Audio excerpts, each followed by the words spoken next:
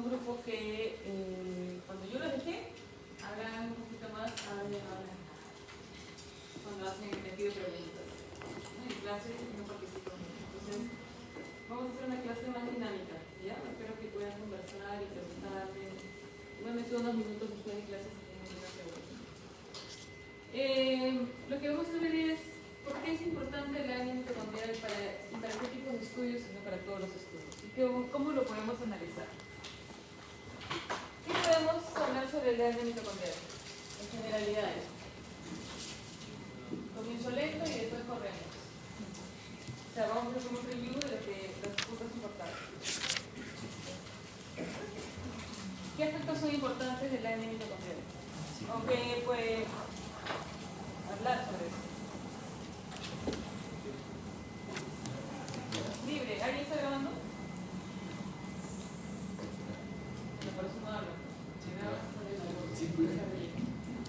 Ya, todos estamos aprendiendo. A ver.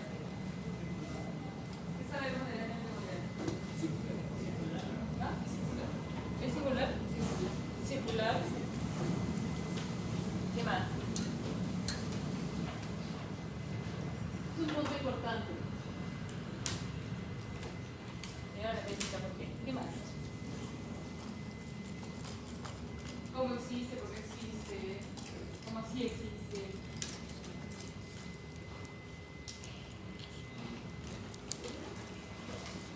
¿Dónde está? ¿Cuántas hay?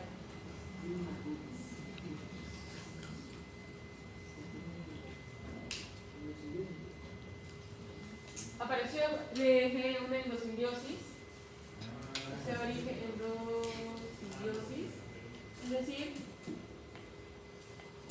una bacteria que han hecho estudios de la secuencia del ADN mitocondrial, que han hecho estudios de las secuencias de diferentes bacterias y han visto el origen evolutivo de qué bacteria es la que vino a la mitocondria. Es una bacteria, se imaginó otra bacteria, y vio que esto le otorgaba una resistencia cuando comenzó a aparecer el oxígeno en la Tierra, y además por un tema de adaptación hay una pérdida o ganancia de variantes, de genes, ¿no? Entonces se quedaron solamente los genes, esa bacteria, ese ADN de la bacteria se convirtió en una mitocondria, y se quedaron solamente los genes que están asociados a la fosforilación oxidativa o a todas las rutas de Olson. Fosforilación oxidativa, en donde nosotros vamos a ver, esto ya es evolutivamente, ¿no? Se quedaron solamente todos los genes que están en el ADN mitocondrial, son los genes que están asociados a las rutas de fosforilación oxidativa, o sea, asociados a la regeneración celular. Están también presentes los genes del ARN ribosomal, que son dos, el 12S y el 16S, y también hay genes del ARN de transferencia, que codifican al ARN de transferencia, son 22. Entonces, se perdieron muchos genes y se quedaron solamente los genes que están asociados a la fosforilación oxidativa, o sea, muchas reacciones de oxidorreducción, los RNAs ribosomales y los genes de los RNAs de transferencia. Se quedó. Luego de la simbiosis, hubo todo ese proceso. Y cuando han visto la secuencia de la ADN mitocondrial y la han comparado con bases de datos de otras bacterias, han visto que Proteobacteria ha venido, ¿no? Evolutivamente. ¿Qué más sabemos de ella, de la ADN mitocondrial?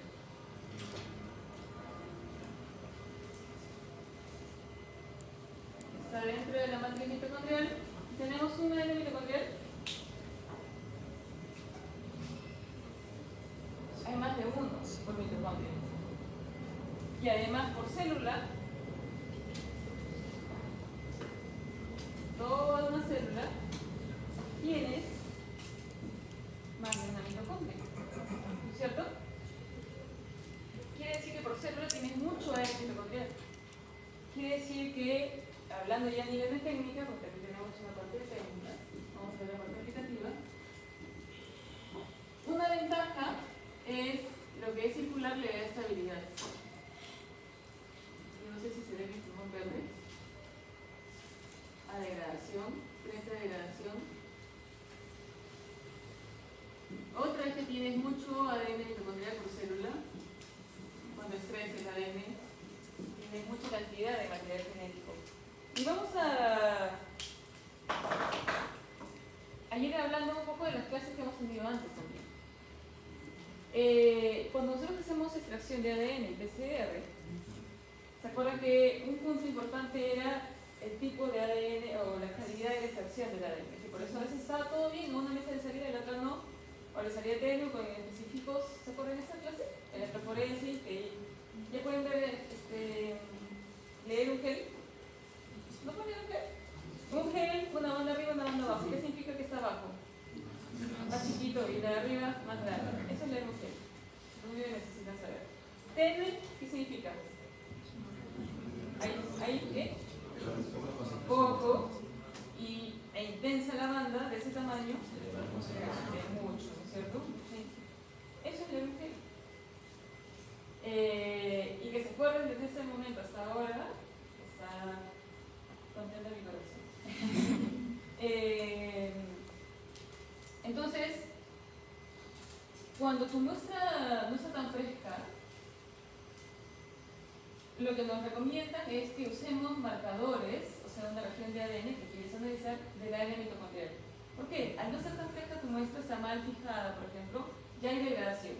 Y es fácil que se degrade el ADN nuclear, a pesar de que esté compactado, con histonas.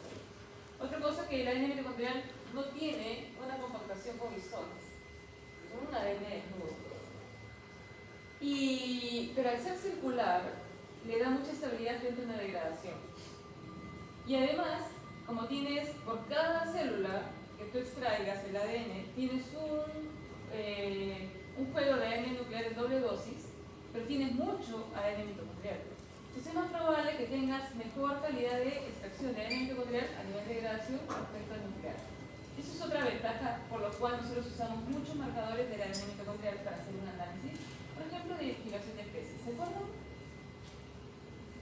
Otra alegría a mi corazón.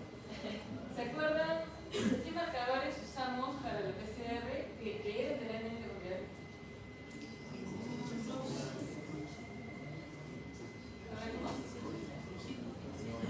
Citocromo, oxidasa, isogonidad 1, COI. Otro marcador, no se ve bien este color. Otro marcador es que tú tienes otra ventaja para una unidad técnica, además que tienes mucho ADN, tienes la estabilidad que tienes también es la parte circular. Otra que tienes muchos marcadores disponibles que se pueden utilizar en el ADN mitocondrial. Y uno de ellos, por ejemplo, tú puedes hacer identificación de especies y puedes hacer estudios poblacionales. Y para identificación de especie, un marcador que habíamos usado es COI, cuando queremos identificar especies de animales. Está en el ADN mitocondrial. Por ahí también había otro marcador, 1666, muy bien. Bien. Entonces, hay regiones del ADN mitocondrial que ya sabemos que las podemos usar para identificación de especies.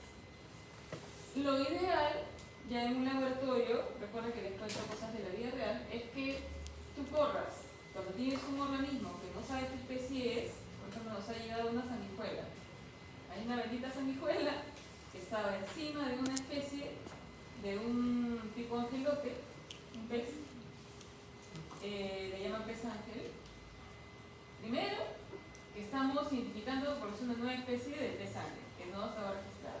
Y igual de casualidad, llegó una aleta, llegaron varias aletas, ¿no? Y decían ya, de todos estos, pertenece a un género. Y acá hay 3 especies, solamente para corroborar. Y cuando veo, había una especie que no sabíamos qué era. O sea, no hacíamos la PCR con COI, lo secuenciábamos, electrofilogramas, pasta, BLAST N en el GMAP, hace un match, ¿no es cierto? Al 99% con tales especies.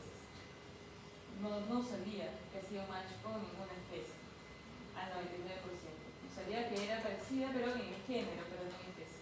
Encontramos una especie nueva de angelote, solamente con COI, y además encontraron que había sanguijuelas ahí. Dice que se succiona. Le han sacado la sanguijuela y quieren que le identifiquen. Menos todavía.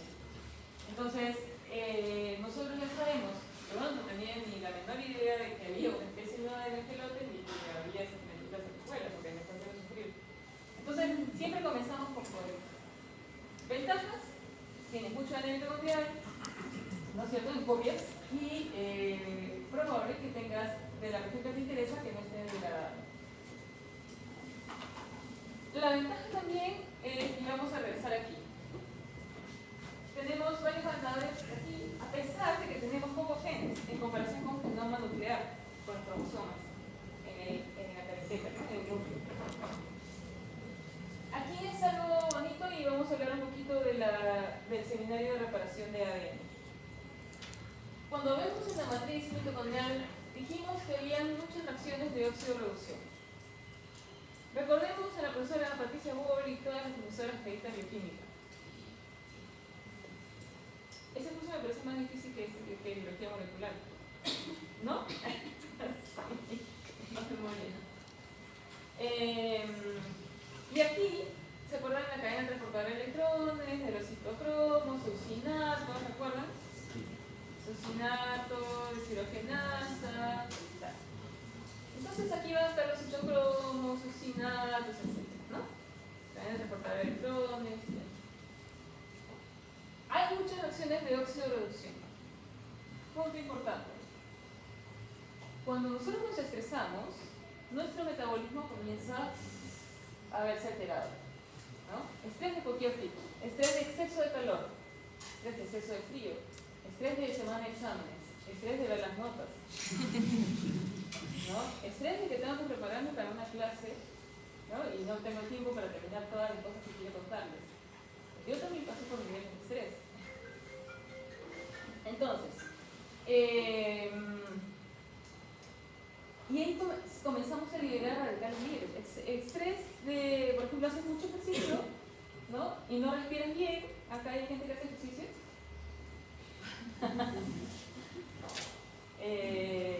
Bueno, y se les acalambra, ¿no? Es una calambre del brazo. Y entonces hay formación de radicales libres, ¿cierto? Pero nuestro organismo también tiene el uso de antioxidantes para combatir esos radicales libres. Esos radicales libres pueden unirse, derivados del oxígeno, pueden unirse a membrana de la mitocondria, membrana citoplasmática, y ocurre una lipoperoxidación y te rompe la membrana. Pero lo primero que podría hacer, ya estando en ese medio, es que se pueden unir esos radicales libres al ADN. Y obviamente sería más probabilidad de que tenga radicales libres unidos al ADN mitocondrial que al ADN nuclear, porque aquí está ocurriendo las reacciones de óxido-reducción. Cuando se une es como que tú tienes el ADN mitocondrial y se une ahí radicales libres. Se activa el sistema de reparación de ADN y lo que hace es corta, primero o lo saca, o corta toda una región, saca y repone. Ya nos van a contar, cuando nos toque ese seminario, cómo se llama cada sistema, el D, el MED y tal.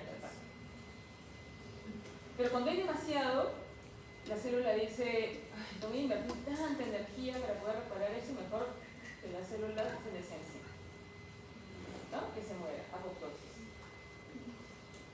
Pero, entonces, ¿qué pasó si se escapó una por ahí y no fue reconocida por el sistema de reparación de ADN? Se quedó radical libre ahí. Y ese ADN mitocondrial se tiene que replicar. Y cuando viene ¿quién replica el ADN? La polimerasa, ¿qué tipo? ADN polimerasa. Comienza a avanzar.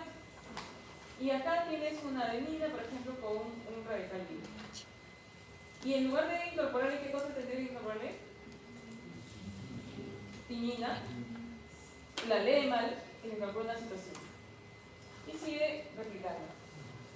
Este ADN mitocondrial nuevo tendrá un nucleótido, o sea, una sustitución, un cambio, una mutación diferente al original. Y así es como se van incorporando mutaciones, ¿no? Por daños, ¿no? Incluso la misma ADN polimerasa puede tener errores a la hora de replicar.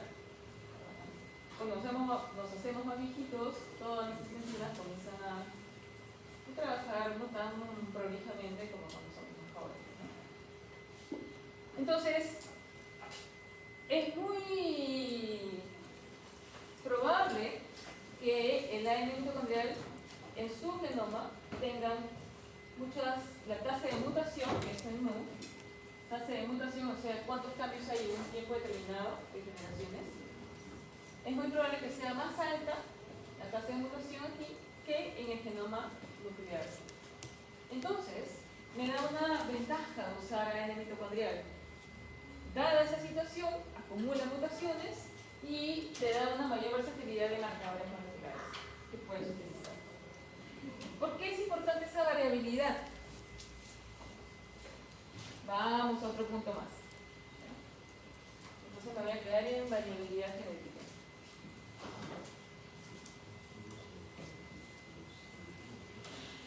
¿Hasta acá preguntas? ¿Vamos bien? Otra cosa más, seguimos con la primera. Al venir de una bacteria, el ADN mitocondrial, ¿recuerdan cómo se organizan los genes en una bacteria cuando se va a transcribir en O, P, operones? ¿Qué cosa es un operón? Es todo un conjunto de genes que están regulados por un promotor, ¿cierto? ¿Y para qué es el promotor? Para que llegue ahí la RNA polimerasa, muy bien, ¿no? Y pueda transcribir, ¿cierto? Que pase de RNA mensajero.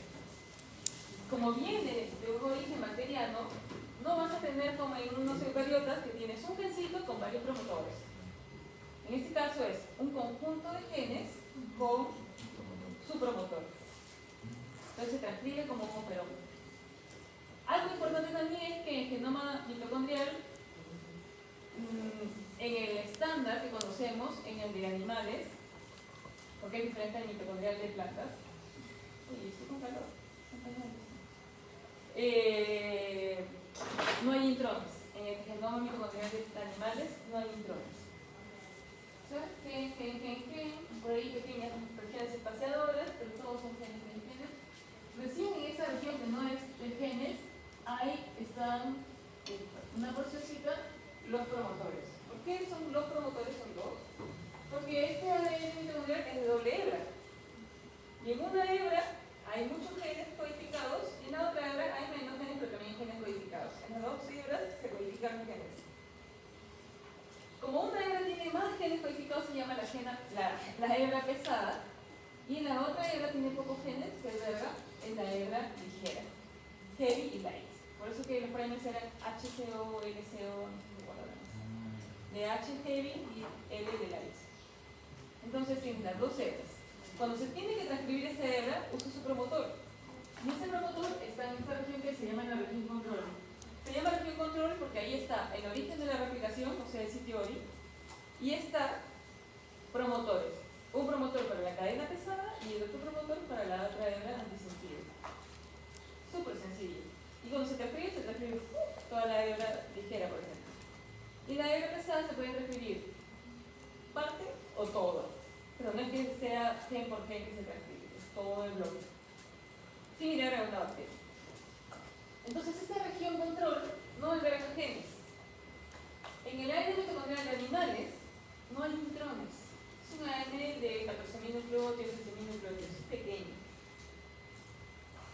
Y generalmente cuando vamos a usar estas técnicas de análisis, de identificación de especies, estudios poblacionales y todo lo que se derivan de estas líneas, usamos solamente el ADN mitocondrial cuando trabajamos con animales, no con plantas. Con plantas sí una tasa de mutación diferente, una especie de la otra, o sea, es muy diferente su comportamiento. Tiene intrones, son genomas muy grandes, ¿no? En genomas de animales no hay intrones mitocondriales. Entonces, y otra cosa, ¿por qué no usamos ADN mitocondrial de plantas? Pero sí utilizaríamos ADN de cloroplastos para hacer los estudios en plantas. Porque en plantas, este proceso de configuración oxidativa no ocurre en las mitocondrias. En las plantas no ocurre. En los cloroplastos. Por lo tanto, la alta tasa de mutación ocurre en el ADN de los cloroplastos y no en las mitocondrias. Entonces, como es un ADN más conservado, ¿no? No hay tantos cambios, tiene intrones, la tasa de mutación es diferente entre una especie y la otra emparentada, no usamos ADN mitocondrial de plantas. Entonces nos vamos a centrar en ADN mitocondrial solamente de animales ahora. Entonces, nos quedamos aquí. En la región control dijimos que había que una región de 1000 núcleos, 10.200 nucleótidos. Una porción del origen de la replicación y nos estaríamos instalando en la región de promotoras para la cadena pesada y para la cadena ligera, o sea, para el sentido y la antisentido. Pero luego hay otros espacios ahí dentro de la región control que no dicen nada. Y eso, al tener radicales libres, mutaciones y tal, es una región muy variable, es una región hipervariable. Entonces, en la región control nosotros utilizamos, al tener mucha variabilidad, la utilizamos para estudios poblacionales, región control. Es mucho más variable que las regiones que codifican para genes. Entonces, es más probable que tú acumules cambios, mutaciones en regiones no codificantes, este es no codificante, a que acumules demasiados cambios en regiones codificantes. ¿Por qué? Si cambias mucho una región codificante, un gen, cuando se va a transcribir y se traduce, de repente tiene una estructura que ya ni siquiera tiene una función, y la selección natural lo saca del medio. Entonces, por eso vamos a ver que hay muchos cambios en regiones no codificantes, como la región control de la mitocondria, como, no sé, regiones espaciadoras, ¿no? Que en regiones que sí codifican. Por lo tanto, nosotros utilizamos regiones que tienen menor tasa de mutación para la identificación de especies y regiones muy variables, como la región control que también le llamamos región hipervariable o HBR, región hipervariable a la región control para estudios poblacionales. ¿Se entiende por qué? Yo digo, vamos a separar a la población de los asiáticos con los europeos en base a la distribución del dedo pulgar, a la ubicación del dedo pulgar. Esta ubicación del dedo pulgar, ahí está mirando la mano, es de la especie, vamos a pensar bien. Entonces, esto es un marcador conservado de la especie. A no ser que tenga alguna anomalía, pues que tenga más hacia arriba, ¿no? Que tenga la misma distribución. Entonces, esta distribución así es de Homo sapiens sapiens. Entonces yo digo, voy a diferenciar a la población de los europeos con los asiáticos en base a la distribución del dedo pulgar en mi mano. Es un marcador conservado. Entonces, europeos y asiáticos son la misma especie. Entonces no puedo usar un marcador conservado para diferenciar poblaciones. ¿Qué podría utilizar? Un marcador mucho más variable para diferenciar poblaciones asiáticos y europeos. Por ejemplo, forma de ojos, color de cabello, ¿no es cierto? Color de piel, grosor de piel también. Entonces, hay marcadores variables para estudios poblacionales y eso tiene que quedar claro. Hay marcadores que no son tan variables, pero si tienen una mayor tasa de mutación, después estos marcadores que son muy conservados para identificación de especies.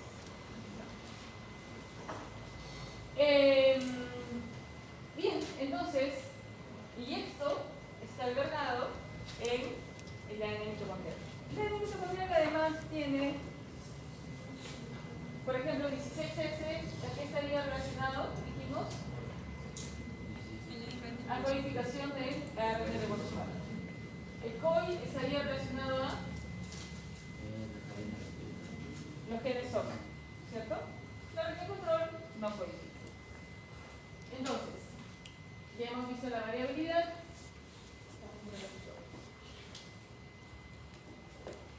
Cuando hay regiones que ya sabemos que son las que se utilizan en el ADN mitocondrial. Y vamos a ver. Si yo quiero identificar especies, recordar que es animales, solo para animales, ¿no? Voy a usar el gen COI, citocromogenesis subunidad 1. Puedo usar el gen 16S. Puedo usar el gen 12S, pero básicamente esto lo estamos usando para peces. Esto en animales en general.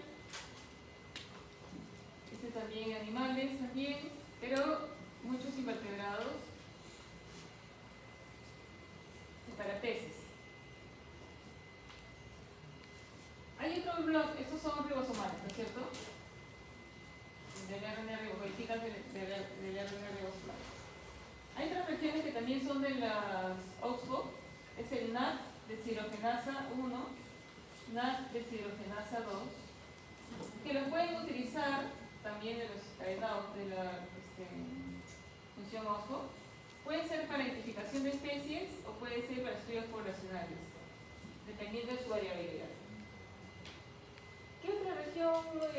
NAT 16, COI, citocromo B. Citocromo B no es oxidasa, la oxidasa está acá. Citocromo B es un marcador que también lo puedes usar para identificación de especies o para estudios poblacionales. Yo he usado poblacional NAT1 y NAT2, pero también para identificación de especies en peces. Yo he usado CIP para poblacional en peces. No tiene mucha variabilidad como región control, pero también la literatura lo usa. Y la región control, que no es un gen, es una región no codificante, la utilizaría para estudios poblacionales. Estos son los marcadores que generalmente estamos utilizando. Hay más genes, obviamente, que en el control, pero nos vamos a avanzar en esto y esto puede ser una pregunta de examen. Tómale foto.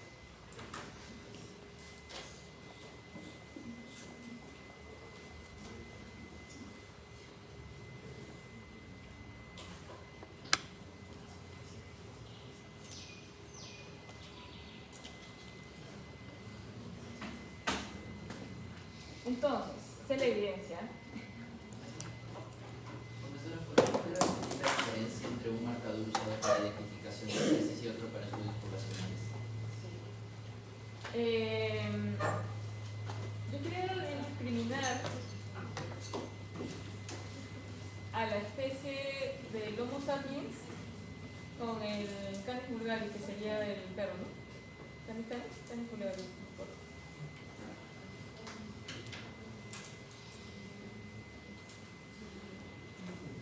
¿Qué marcador podría utilizar? Podría utilizar la distribución del dedo, puedo utilizarla, o con otro primate de otra especie. Puedo utilizar la distribución del dedo. Puedo utilizar con otro primate la disposición de los ojos, con otro primate, ¿no? O sea, que tenga la bilateralidad de ojos. Este es un marcador demasiado conservado, ya a nivel de orden, familia, no sé. Entonces, tú vas escogiendo los marcadores que te permiten monitorear a un grupo de organismos, sea molecular o sea morfológico, en base a su estado de conservación. Si yo quiero discriminar a dos especies, utilizaré un marcador que tiene suficiente variabilidad para que me discrimine una especie de otra, pero no tanta variabilidad como para que me haga digamos, una mezcla, digamos, hay tanta variabilidad que ya no puedo ver realmente las dos especies. Entonces, si yo quiero diferenciar a la población, de la sierra y de la selva del Perú, en base a la bilateralidad, su marcador conservado, ¿lo puedo hacer? A la gente de la sierra y a la gente de la selva. No, porque todos somos bilaterales. Ese es un marcador conservador. Entonces, un marcador que no tiene muchos cambios, que se mantiene, tú puedes utilizarlo para determinar grupos que son, digamos, muy marcados a nivel de diferencias ya evolutivas. Pero si yo tengo organismos de la misma especie, pero solamente se separan por poblaciones, y aquí viene algo. ¿Cuándo yo digo que es una población A y una población B? Cuando entre ellas no hay un alto flujo génico, o sea, migración y flujo génico. ¿Por qué no tomo en la costa? Porque en la costa, y sobre todo en Lima, y hay una mezcla de costas y reserva súper alta, ¿no? Pero hay zonas de la sierra que son bien marcadas, y zonas de la selva que también son bien marcadas. Ya ni Posuso, ¿eh? El Posuso también ya está teniendo más variabilidad que antes. ¿Alguien de Posuso? Familias de Posuso. ¿Y tienen todavía entre ellos, son los que hay flujo génico? exactamente, ¿no? Yo leí un reporte hace un par de años que era como que ya, no, antes eran bien cerrados, incluso para ver quién poblador iba a entrar, ¿no? Sí, ¿no? Ahora ya hay mucho flujo génico. Entonces, los procesos evolutivos, y voy a aprovechar para hablar de esto, nosotros ¿por qué cambiamos? O sea, todas las especies van cambiando. Por un tema evolutivo, y para que ocurra esa evolución, ocurre a nivel de población, de organismos de una población. Tiene que haber efecto de selección, que le otorga un proceso de adaptabilidad a los cambios ambientales. Selección. Mutaciones, que son los cambios que van apareciendo aleatoriamente. Migración, pero no migración solamente porque van y vienen, sino van, hay reproducción y pueden regresar, como que se pueden quedar. El tema de migración con flujo génico. Y deriva, que es un efecto cuando hay, por ejemplo, cuello de botella, que se pierden muchas variantes, muchos organismos, y solamente se quedan algunas pocas variaciones genéticas, ¿no? Entonces son los 4 procesos evolutivos: mutaciones, deriva génica, selección y migración, pero asociada al flujo génico. Es como, no sé, ustedes han viajado mucho, pero no creo que hayan dejado por ahí que hayan contribuido a la variabilidad genética con flujo génico. Entonces, 4 procesos para variación. Cuando hay una población y un grupo de organismos acá y acá, que el flujo génico es muy reducido, se va marcando la variabilidad y que tienen acá con los de acá, como que van marcándose. Entonces ya se estructuran poblaciones. Pero igual es la misma especie, porque se pueden reproducir. Hay ciertos principios de definición de especies, ¿se acuerdan? Especies que entre ellos pueden reproducirse, a pesar de que pueden ser temporalmente aislados, pero no totalmente aislados. ¿Qué más? Bueno, hay como 5 criterios de definición de especie, ¿no? Entonces, yo voy a usar un marcador que es más variable para diferenciar poblaciones, porque si uso uno conservador, todos los individuos de una población van a tener la misma característica. Es decir, vamos a diferenciar acá la población, que no somos poblaciones, pero vamos a decir que la población de la mujer y la población de los hombres. ¿Qué marcador uso? ¿Conservado o variable? ¿Cuál sería un marcador conservado? Que no me permitiría diferenciar a las mujeres de los hombres. La bilateralidad, toda la bilateralidad. ¿Nivel de inteligencia? No. Dicen que las mujeres evolutivamente podemos hacer más cosas a la vez que el hombre, por el tema de maternidad. Eso me explicaron alguna vez. Pero no se dan cuenta que el hombre, cuando le dices, ya, pero a la vez haz feo, se marea. Más o menos, hay hombres que son muy, muy versátiles. Y hay mujeres también que como que no hacen más de una cosa a la vez. Pero dice que por la maternidad hemos podido adquirir ese tema evolutivo de hacer más cosas a la vez. ¿No? ¿No se aplica? No sé, no he hecho mi estadística, pero esas son las cosas que dicen. Bueno, la cosa es que entre hombres y mujeres no podríamos diferenciarnos, asumiendo que si somos poblaciones diferentes, hipotéticamente, por la bilateralidad de su marcador conservado. No podríamos tampoco diferenciarnos por la longitud del pelo, ni por el grosor del cabello, ¿no es cierto? Tendríamos que hacerlo, por el grosor del cabello podría ser por población de procedencia, ¿sí? ¿No es cierto? Pero sí hay un tema de textura del cabello, si es ondulado, si es liso, ¿no? Entonces son marcadores variables, pero si tiene cabello, entonces es un marcador conservado. Cuando vamos a marcar poblaciones, son marcadores que tienen muchos cambios, que te permiten diferenciar a un grupo de organismos de otro. Cuando quiero diferenciar especies, son marcadores más conservados. Bueno, y bromas aparte, hombres y mujeres, yo siempre pienso en equidad, no pienso que la mujer necesita ayuda del hombre, ni el hombre de la mujer, una dependencia, así que yo creo que hay una equidad. Y que es labor de cada uno de nosotros, tanto hombres como mujeres, voy a decir solamente mi pensamiento, mi ideología, que deberíamos de trabajar en equidad. Entonces las mujeres no se sientan reprimidas y los hombres tampoco por la presencia de la otra persona. ¿no? Yo creo que todos tenemos un trabajo en comunidad. Bueno, ya, seguimos.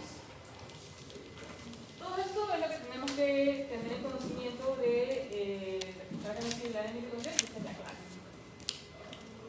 Luego vamos a ver estas aplicaciones. Esto es simplificación de especies, o el código de barras de ADN. Esto es filogenia. Esto es identificación de especies, discriminación de especies evolutivamente. Y esto es uno que evoluciona cuando vemos redes de protitos. Todo con ADN mitocondrial. Y vamos a ver si hasta acá hay alguna pregunta.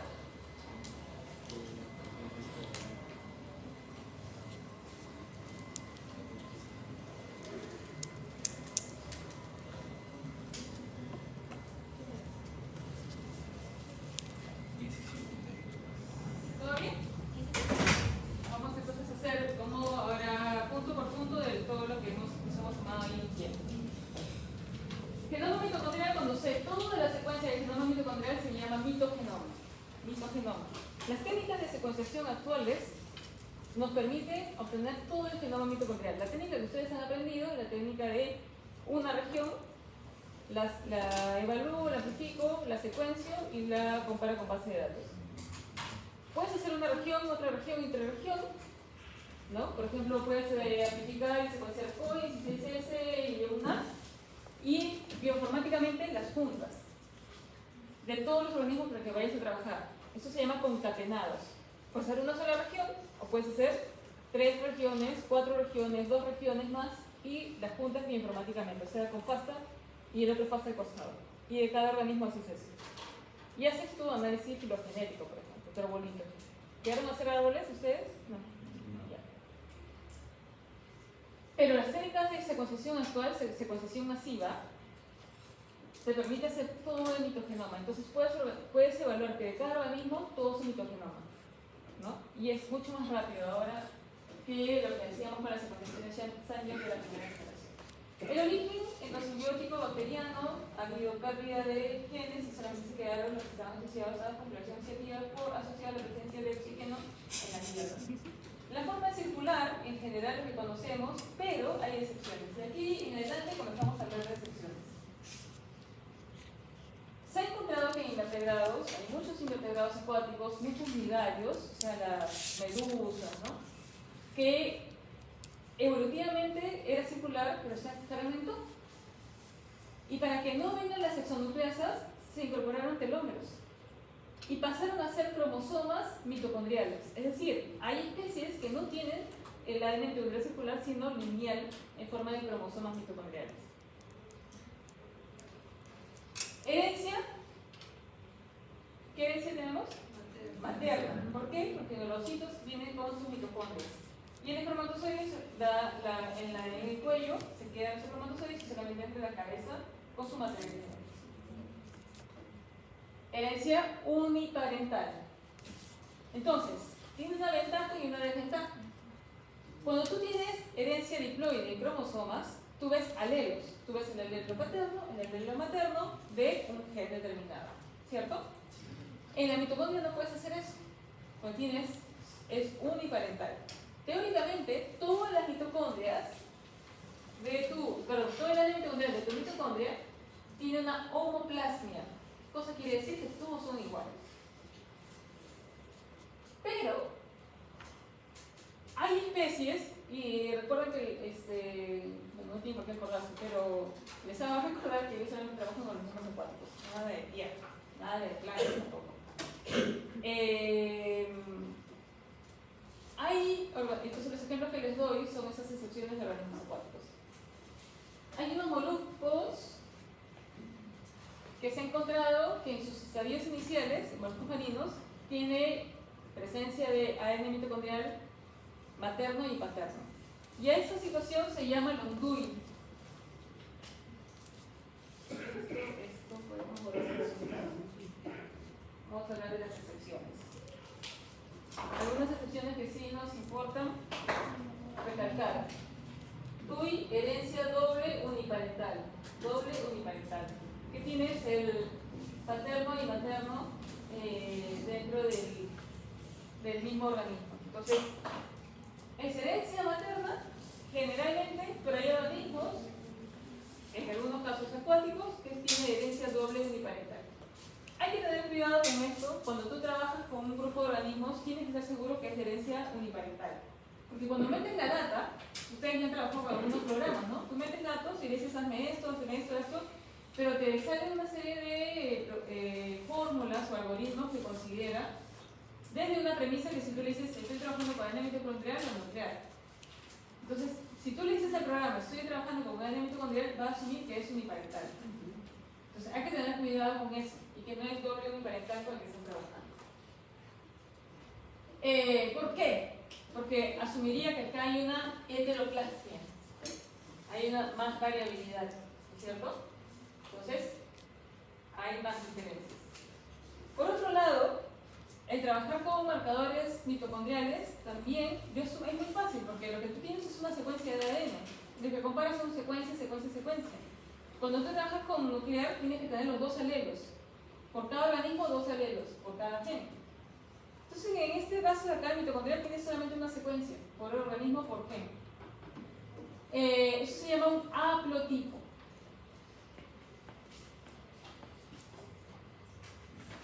Un haplotipo. Una secuencia de ADN, que no tiene copias por alelos. Pero también hay organismos en los que hay que tener cuidado, porque tú asumirías que si tú vas a hacer el análisis con tu secuencia de ADN mitocondrial, o sea, con tu haplotipo, tú asumirías que está representando a la especie o a la población. Pero hay especies en las cuales la hembra tiene un comportamiento diferente al macho, a nivel de historia de vida, a nivel reproductiva. Sí, hay momentos en que se va a usar para mantener la especie, pero por ejemplo, la frecuencia de hembras y machos en una población puede ser muy diferente de hembras respecto a machos, puede ser hasta 6 o 8 veces más hembras respecto a machos. Hay una hembra, hay un invertebrado que la hembra todavía no está madura, pero puede nadar 1000 metros en profundidad y hacia adelante, hemisferio norte, hemisferio sur, nada bastante, cerca de las costas y fuera de 200 millas, ¿no? Se mueve mucho. Se llaman organismos transhormonales. Entonces va avanzando y va nadando y va encontrando macho y puede ir guardando los espermatozoides de un macho, guardando los espermatozoides de otro macho, y así. Hasta que ella madura y lo que va, los gametos, claro, los gametos van a ser de diferentes machos y los huevos van a ser de la hembra fecundados por diferentes machos. Entonces, ¿cómo yo puedo explicar con una región mitocondrial a una especie o a una población cuando las hembras tienen un comportamiento muy diferente a un macho? Me refiero a nivel de densidad poblacional, me refiero a nivel de historia de vida, etc. Entonces, tienes una ventaja y una desventaja por la facilidad, ¿no? Que es uniparental y tal, pero también hay que tener con pinzas que estoy representando a la especie o a la población con una sola secuencia que es herencia uniparental. Y los programas tienen que considerar eso. Lo que se sugiere actualmente es que trabajes con un marcador mitocondrial o varios marcadores mitocondriales y nucleares a la vez, para que representes mejor a la especie. Bueno, la tendencia actual es que trabajes con todo el genoma, de todo, genoma nuclear y mitocondrial. Y las técnicas de secuenciación, que nosotros estamos ahora en esa, es meter pues todos utilizar todo el genoma, ¿no? Para hacer estudios poblacionales. Es muy caro, está saliendo un poco caro, está saliendo algo de 400 euros por muestra, por ejemplar. Para una población no bajan de 15 ejemplares por población. Sí, está saliendo un poco de plata, pero la vamos a hacer, la voy a conseguir. Pero esa es la tendencia actual, ¿no? Que lo hagamos. Lo que pasa es que hay organismos que son transnacionales y varios países tienen interés en evaluar la misma especie. Entonces, tenemos un criterio uniforme de que entre varios países trabajamos todos con la misma técnica. Entonces, a los chinos les sale muy barato trabajar, porque ellos tienen la tecnología así, ¿no? A nosotros nos sale un poco más caro. Entonces, pero todos tenemos que uniformizar la técnica. Estos son acuerdos internacionales. Bien, herencia doble uniparental pueden ser lineales y también circulares. Y aquí hay otra cosa. Habíamos dicho al inicio que el ADN mitocondrial en plantas se comporta diferente al ADN mitocondrial de los animales. En animales no hay intrones, en plantas sí. La tasa de mutación, o sea, el número de cambios por generaciones, en animales es muy alta y en plantas es muy baja. Entonces no usamos ADN mitocondrial en plantas, por esa razón. Distribución de genes, casi como perro, y en la región control encontramos origen de la replicación y las regiones promotoras, para la hidra pesada y para la ligera. ¿Dónde están las citocromosomas S1? Por acá serán los 16S y 12S, los ribosomas están juntitos, citocromo B, los NAT que habíamos dicho, hay 6 NAT, NAT1, NAT2, ¿no? Entonces, muy sencilla a nivel de su distribución. Cuando han comenzado a ver lo que les comentaba, el origen de este ADN mitocondrial, me pasé de diapositiva. Cuando comienzan a trabajar con ADN mitocondrial, una de las cosas es que todo el material genético con el que tú trabajas tiene que ser incluido, referenciado, ¿no? Registrado en una base de datos, y la base de datos que muchos se utiliza es el GenBank, o del NSBI. Al 2016, la mayor cantidad de mitogenomas, o sea, todo el genoma mitocondrial que había registrado, era de animales. Por la razón que no nos sirve para todas las plantas trabajar con el ADN mitocondrial, sino con el de los plantas. Y tiene que pasar por toda una curación, o sea, el NCBI tiene un grupo de gente que tú subes la secuencia y ellos curan, o sea, revisan que la secuencia esté bien, que no haya stop bounds o con stop dentro de la secuencia que tú le estás poniendo, que quiere decir que está mal secuenciada, ¿no? Ven gen por gen, que si realmente codifican esos genes, no codifican, sino está la secuencia de esos genes.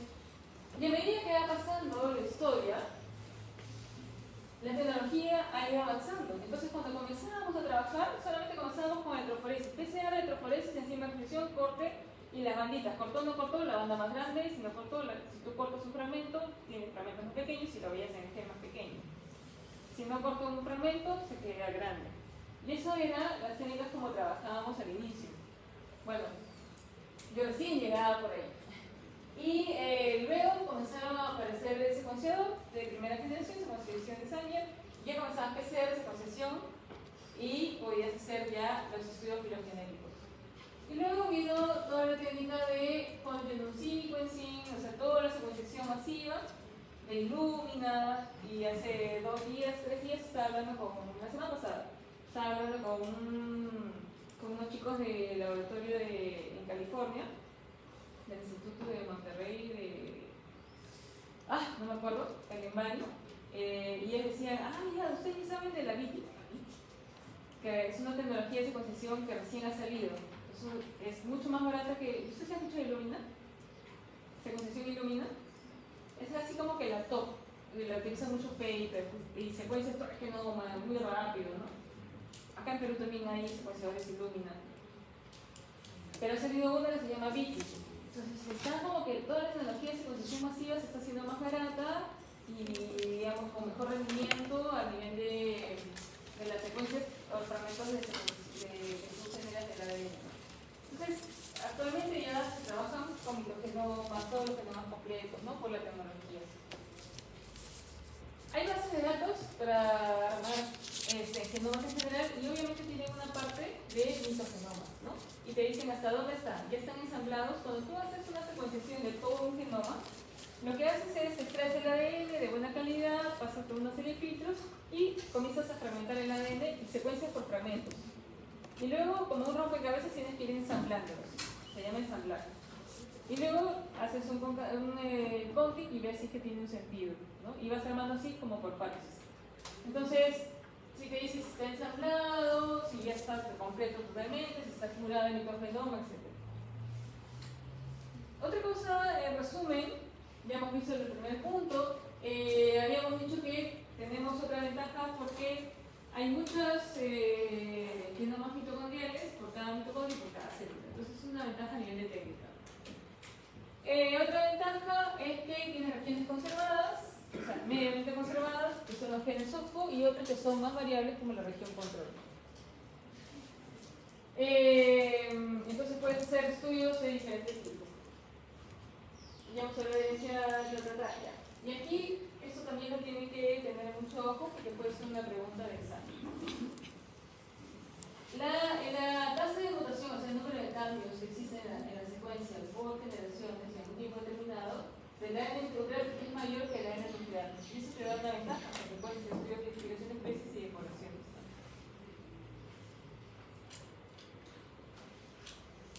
Los genes que estamos trabajando son los que generalmente se utilizan y es lo que les había mencionado aquí. Entonces ya no vamos a volver a trabajar. Ah, ya, otra cosa.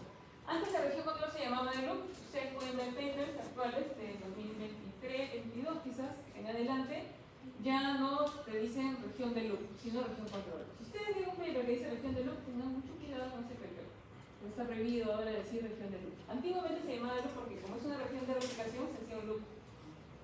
Pero también vieron que en otros organismos se hacía el mismo loop, ¿no? En invertebrados se ve como una cosa así medio interesante.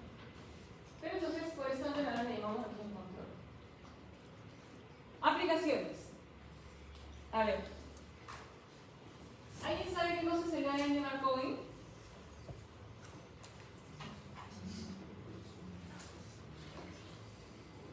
Por ahí también puede venir una pregunta. Ahí puede decir, gen o la región, una parte del gen 12S me permitiría hacer gilopatías en peces. Ustedes van a decir, no, sí. El examen puede ser la parte aplicativa, ¿no? Ya mezclando cosas. Pero tendría que saber qué cosa es filopatría, qué cosa es barcoding. ¿Qué cosa es un barcode? ¿Sabe? ¿Sí o no? No, ya. Vamos a pasar más fuera.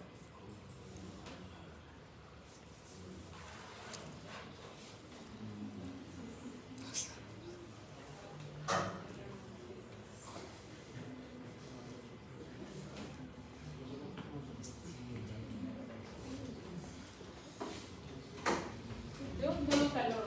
¿Ustedes no?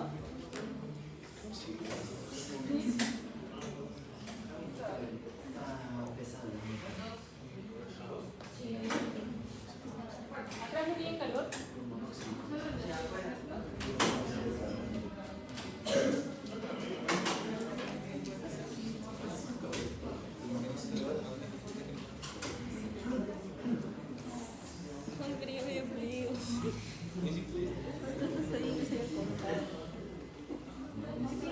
Porque yo soy la que soy más, no sé si ustedes tienen frío.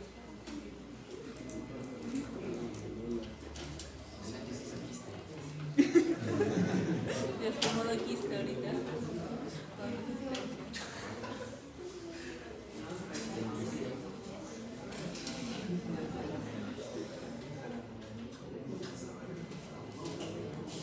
Estoy modo bonito y modo quiste. Estoy modo quiste. A ver, Se viene bien aquí también ahorita. hace un tiempo tenía un amigo que quería hacer un paper que creo que luego sabrá en clase de PCR, que quería ver, bueno, me invitó y salió la idea de poder ver, evaluar qué estábamos comiendo en los restaurantes, en el nuevo, comiendo ceviche, qué cosa era, si decíamos de ceviche licuado y ¿pasa algo? ¿Pasa algo por ahí? ¿Qué pasó? Bueno, queríamos comprobar qué especie era lo que estábamos comiendo en todo lo que era mariscos, ¿no? Y cuando comenzamos a evaluar, había otra persona que también tenía que ser como autora, y nosotros trabajamos pues con genes 16S, 12S, COVID, porque nosotros trabajamos con vertebrados, peces, ¿no? Y alguien dijo, no, solamente el código barcode. Es un tema conceptual, es una persona mayor. Entonces, barcoding, ADN barcoding, sale de los años 90 más o menos. Y es como que usas un marcador para barcode significa código de barras, ¿no? Para poder identificar a una especie. Ese concepto sale hace años. Y también les conté alguna vez a algunos grupos, no sé si todos, que cuando yo comencé a estudiar la parte ya molecular, o sea, para mi tesis, fui a un laboratorio en Panamá y trabajaban como marcador. Y como también tenía que ir a Estados Unidos, porque también la especie se distribuía hacia allá, bueno, el género, me fui después a Estados Unidos y trabajaban con otro marcador. Decía, pero sí es la misma pregunta. Entonces, no, nosotros trabajamos con ese y el otro como. No estoy hablando así muchos años atrás. Y en el tiempo, como fueron varios los estudios que fueron aumentando, se encontró que ya no hay tanta discrepancia y ya sabemos más o menos por dónde ir con qué marcadores trabajar. Pero al inicio era yo trabajo con ese, yo trabajo con el otro y vamos comprobando cuál funciona. Entonces de ahí vienen los canadienses. Todo eso ya es barcode. Barcode es para poder monitorear a una especie. Vienen los canadienses en los años 2000, 2013, ¿no? En el 2003 sale Herbert con su gente y en el 2010 más o menos ya hacen toda su plataforma. ¿Y qué dicen? Cuando tú secuencias,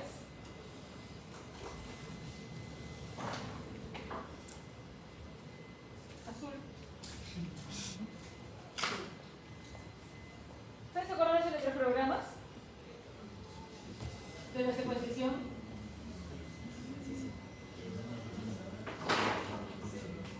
¿Cierto? Que sí se les han entregado, porque yo hice la clase.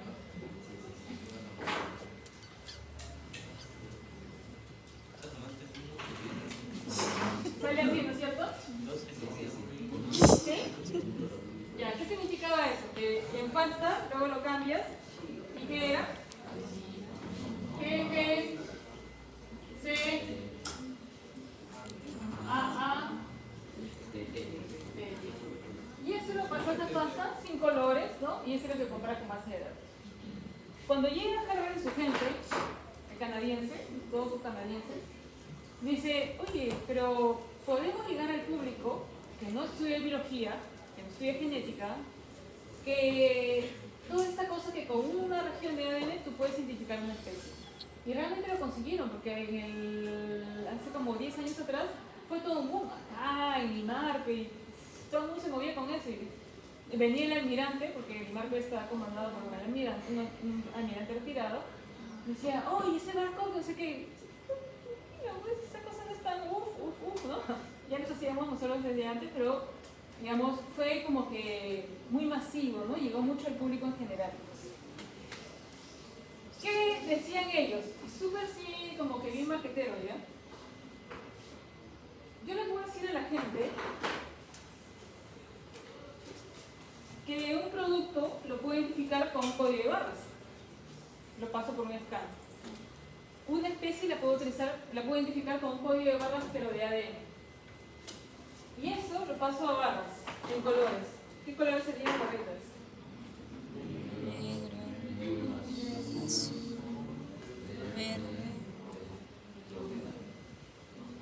Incorporé la situación. ¿No es cierto? Es un código de barras, en colores. Para nosotros, sabemos que esta es una secuencia de ADN. Que identifica, si tú la blasteas, identifica una especie. Obviamente no blasteas el código de barras, blasteas la secuencia, pero sabes que eso significa una secuencia de ADN. Tú le das a una persona y le dices, con este código de barras de colores, con esta secuencia de colores, puedes identificar a una especie. Y te va a entender. Para ti es una ATCG, pirimidinas purinas, doble anillo, un anillo, ¿no? Ya tiene todo en tu cabeza, pasa ADN.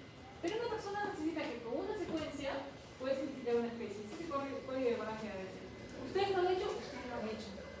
En clase. No hemos llegado hasta asignarle un voucher, pero lo han hecho porque han notificado, después han hecho la clase de secuenciación. Bueno, antes yo dictaba esas clases, pero tenía muchas clases ya. Y esto es el código de barras sobre el ADN barcode. Entonces, ¿para qué lo utilizaríamos? Identificar especies. Para identificación de especies, ¿no es cierto?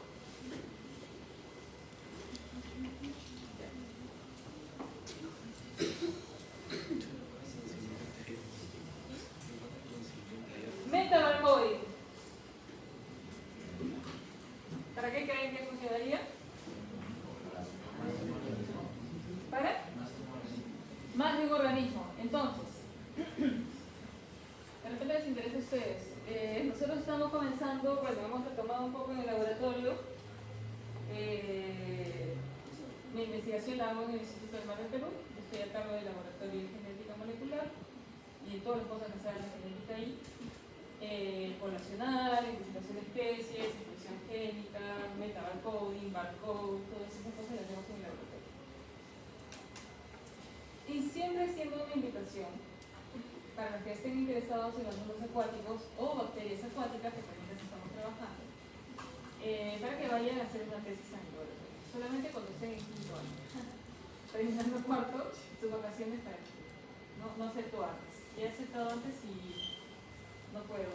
Necesitan mucha atención y necesitan mucha información que tienen ahí que cubrir en las clases. Entonces, les voy a contar un poco lo que vamos a hacer. De repente, yo sé que ustedes son de micro y parásitos, ¿no? También trabajamos con parásitos.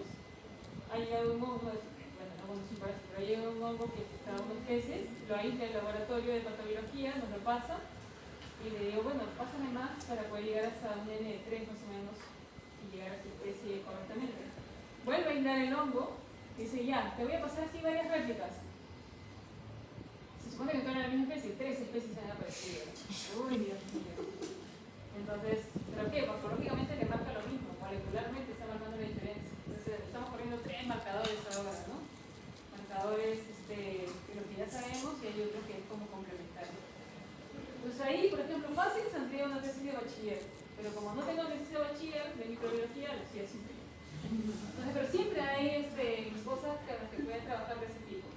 Otra cosa que nosotros trabajamos es en metabarcoding y hay un proyecto que ya tenemos el tesista ahorita. Hay embarcaciones que tienen como unos ductos, así como unos tubos que sacan el sedimento a profundidad. Entonces se ha sacado 1 metro, 2 metros, hasta 3 metros y se ha seccionado cada 3 centímetros. Tienes que hacer ese trabajo. Y así en otros lugares, ¿no? En el mar. ¿Y cuál es la idea aquí? Ver toda la paleodiversidad. De cada metro se sabe que han pasado 1000 años por cada metro de antigüedad. Entonces lo que se quiere ver es cómo ha cambiado la biodiversidad con el tiempo, por efectos de cambio climático, por efectos de acidificación de océanos, etc. Entonces, y ahí en ese grupo, tú sacas una muestra de sedimento, haces la lisis, haces una PCR con POI si quieres, o con 16, dice lo que quieras, y lo secuencias con secuenciador masivo, de secuenciación masiva, y te salen todas las especies que hayan habido en esa muestra con ese marcador. Eso es metabarcoding, o sea, muchas especies, con las muestras de la ADN ambiental, ¿no? Sedimento, agua. Entonces, uno estamos viendo marcadores para invertebrados, marcadores para peces, de solamente la misma muestra. Y la otra parte va a ser ver la parte bacteriana, ¿no? Tenemos invertebrados y hay regiones del 16 dice para ver esta comunidad bacteriana. Tenemos otro que está en agua, lago Titicaca, todavía no he encontrado tesista para eso, y que también hemos sacado en zonas eutrofizadas en el lago Titicaca, sedimento, columna de agua, y queremos ver cómo cambia toda la comunidad bacteriana en los. Ahí sí hemos subido la embarcación. Todo el lago Titicaca. Ahí vamos a Bolivia, y vamos a Perú, y estamos así en el medio. De pronto nos quedamos en el medio. Y estábamos así, ¿no? De norte, o sea, el lago mayor hacia el lago menor, ¿no? El lago es así y de ahí viene una cosita acá. Todo eso lo hemos recorrido en la embarcación que no sé cómo no nos unimos. Tenía huecos por ningunos lados. Era una salida en donde había muchos hombres y una única mujer en una semana. No había ducha.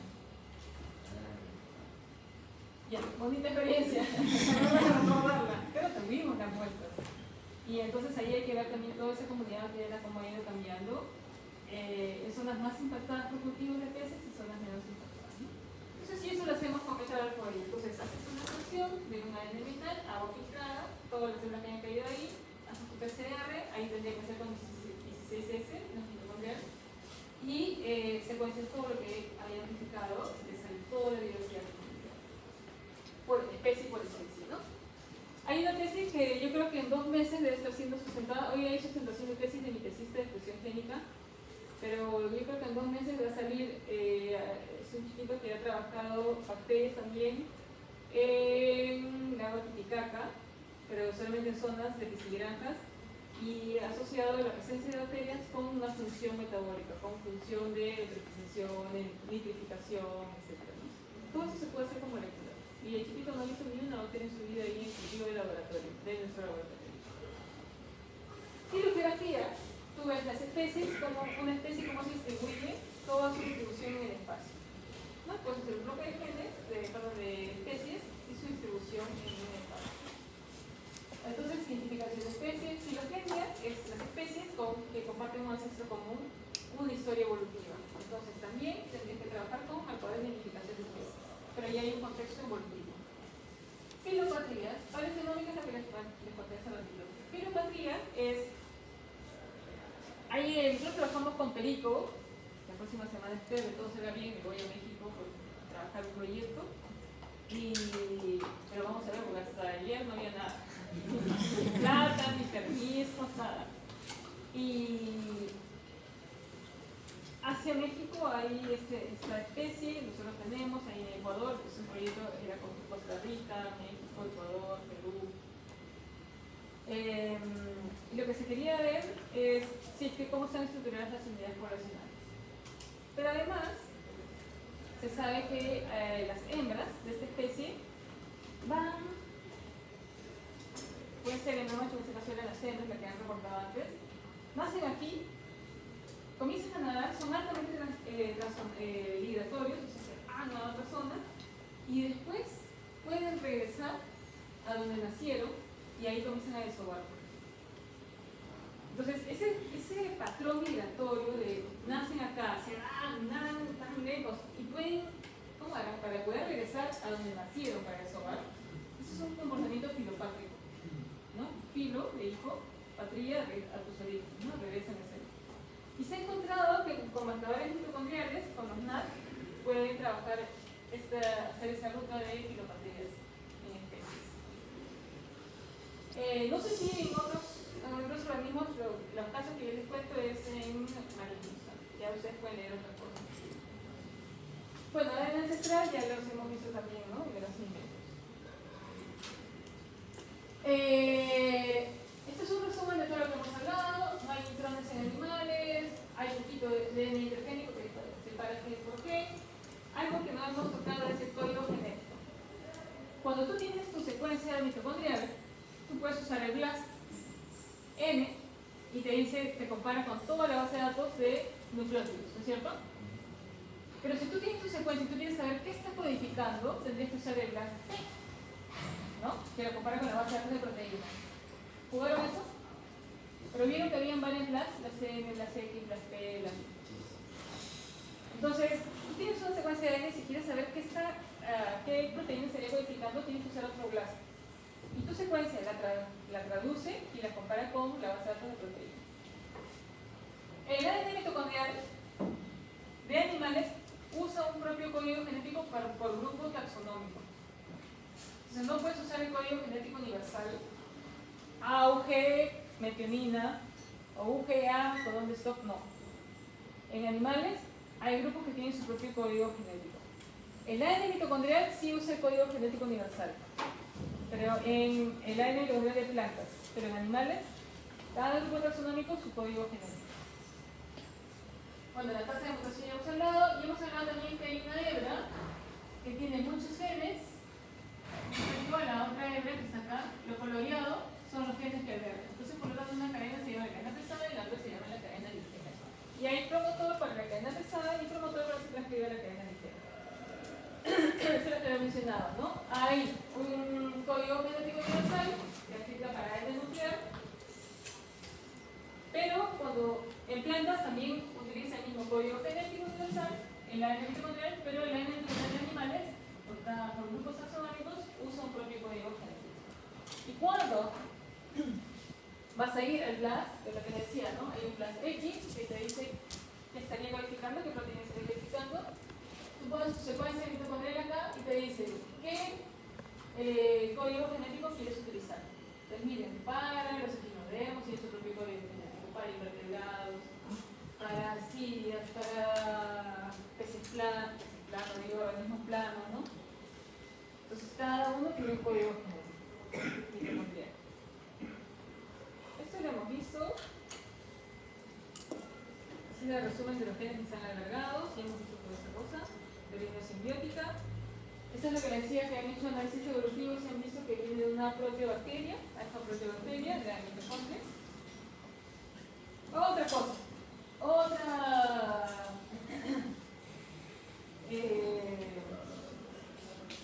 excepción. Evolutivamente en algún momento hay marcadores o regiones del ADN mitocondrial que han pasado al ADN nuclear. Entonces eso se llama los NUMAS.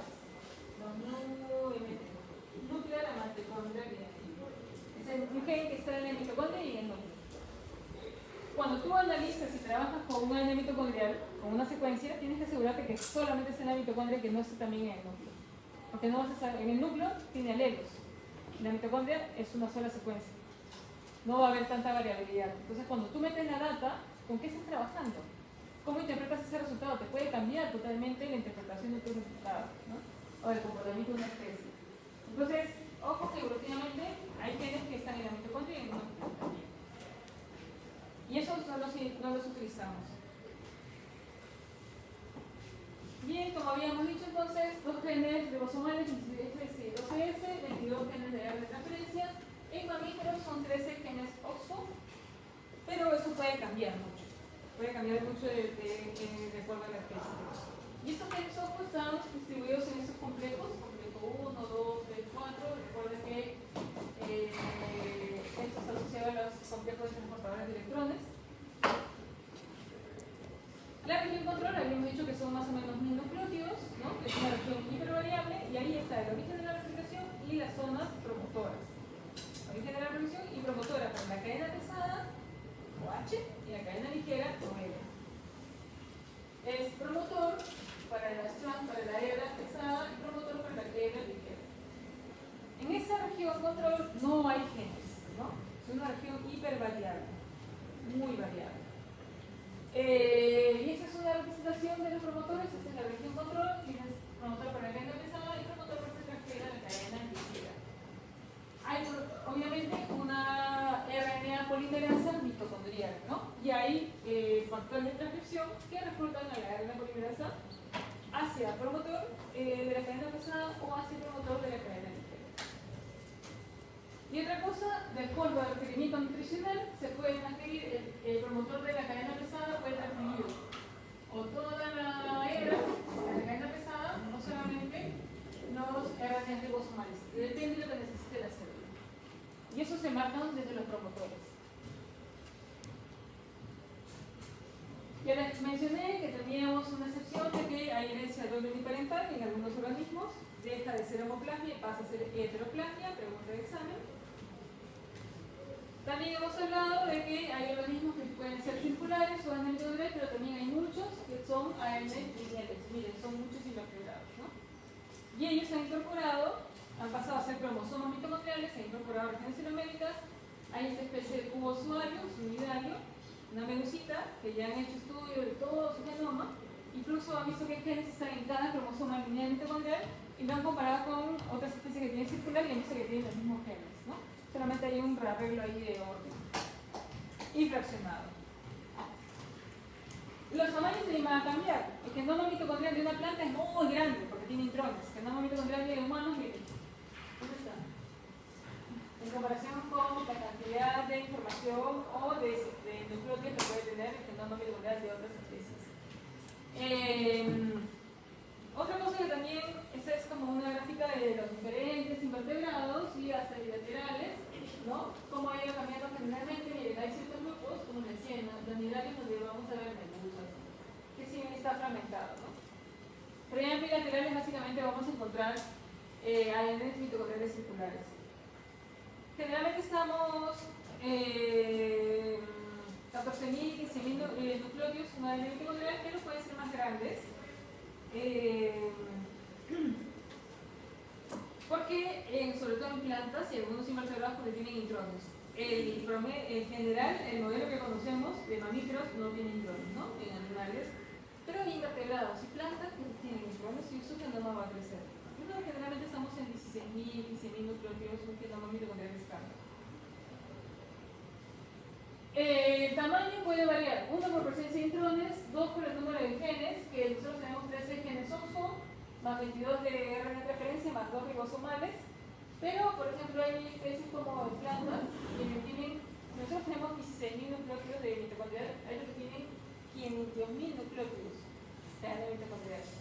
Hay otros que pueden tener más que un gen, otros que tienen 65 genes, entonces puede ir variando dependiendo del grupo de organismos, pero básicamente aquí tenemos algunas plantas, algunos invertebrados, ¿no? Que son los que marcan los cambios. Si hay algunos organismos que tienen unos genes y otros que tienen otros genes, por ejemplo, aquí los humanos tenemos todos esos genes en la mitocondria, pero hay organismos que tienen otros genes más y otros que tienen menos genes.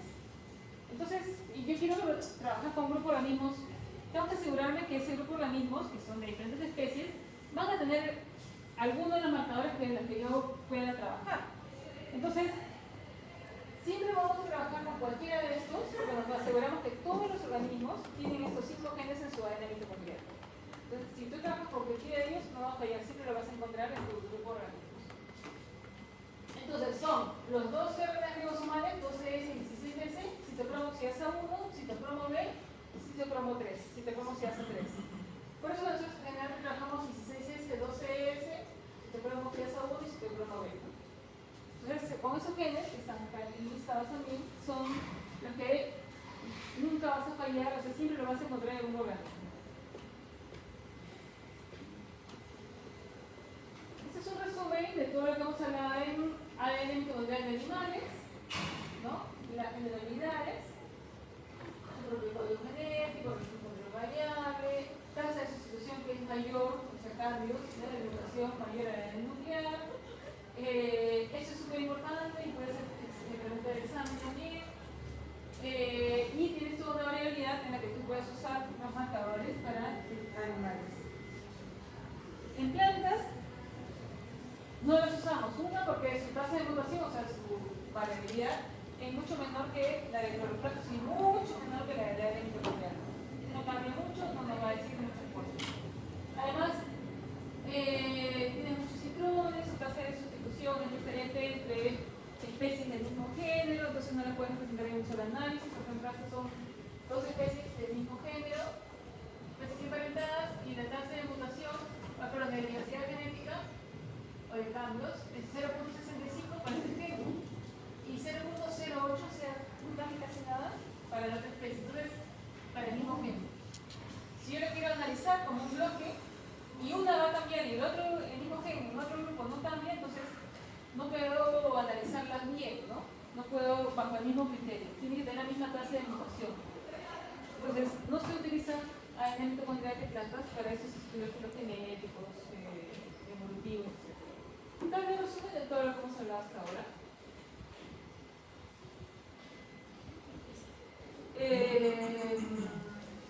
Aplicaciones. Uniparental, la presencia de genes conservadas y variables.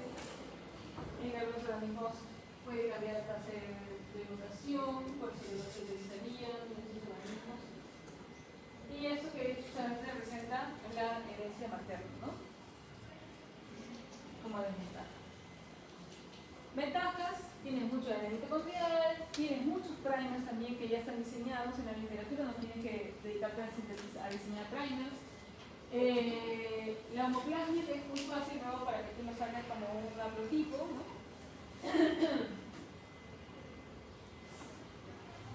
Bueno, la región control, que es muy variable, te permite, puedes extraer incluso solamente ADN mitocondrial y a partir de eso poder trabajar con el ADN mitocondrial. Diferentes técnicas con las que puedes trabajar, desde la primera generación hasta la última generación. Ahora vamos a ver, esos son los N-primers que hay en literatura y hay muchos más. Secuenciador. ¿Ustedes ya vieron un secuenciador en su clase de informática? ¿Les mostraron? Más o menos. Yo les llevé un capilar. No sé si de algunos grupos les mostré. ¿No? No les mostré un capilar aquí, que es la secuenciación de sangre se basa en una PCR codificada y una electroporesis capilar. Entonces, ¿cómo tienes finalmente los cloróforos que están en los nucleótidos y en que tienen científicos? Entonces, parte de esa técnica de sangre, secuenciación de sangre de PCR modificada y electroporesis capilar. Si alguien tiene preguntas de algunas de las cosas que estoy explicando, que no es en sí el ADN molecular, sino son técnicas, ¿no? Me voy a quedar un ratito y me pueden preguntar, y después explicar ya con más detalle. Tienen sus electroferogramas o cromatogramas, ¿no? Sacan su secuencia pasta, las alinean y pueden detectar SNPs, que son mutaciones puntuales. SNP es un término muy utilizado ahora. SNPs. Tú alineas sus secuencias de diferentes especies y así al ojo tú puedes ver que estas que tienen G acá, arriba tienen adenina, y a todo ese bloque sería un grupo de especies, ¿no? ¿Se dan cuenta? ¿Se ve o no se ve? Acá sería un bloque, acá sería otro bloque, ¿no? Porque miren, este tiene esta C y las otras tienen una T y así. Tiene otro, acá hay una T que no la tienen las otras, acá hay esta de acá, por ejemplo, tiene otro bloque. Entonces, esa presencia o ausencia de qué nucleótidos están y cuántos pasos mutacionales le conlleva que cambie una adenina por una timina o una adenina por una citosina, todo eso se mete en los algoritmos de los programitas y te da finalmente un arbolito por agrupamiento, un endograma. O sea, es lo único que les faltaba a ustedes cuando hicieron la clase de informática: alinear y hacer su arbolito. No clics. Entonces, en esto se basa pues esos análisis de agrupamiento de endogramas, pero cuando ya metes ADN son análisis filogenéticos. Tú puedes trabajar un marcador mitocondrial, puedes hacer las concatenadas que dijimos, trabajas de 3 4 marcadores mitocondriales y los juntas informáticamente en un solo FASTA, o puedes hacer todo el mitocondrial. Las técnicas de secuenciación de última generación, tú puedes acelerar solamente el ADN mitocondrial, hay kits para hacer eso. Y lo que tiene finalmente en esta parte de acá abajo son el ADN de un genoma, lo haces muy chiquito y después lo ordenas, o sea, los ensamblas, ¿no? Estos todos son secuencias de ADN chiquitas. Y así es como se hace la secuenciación masiva. Mucha informática, mucha computadora. ¿Qué marcador voy a utilizar? Dependiendo si quiero ver a nivel de historia evolutiva los más ancestrales o los más de especies más derivadas, ¿no? Los más actuales.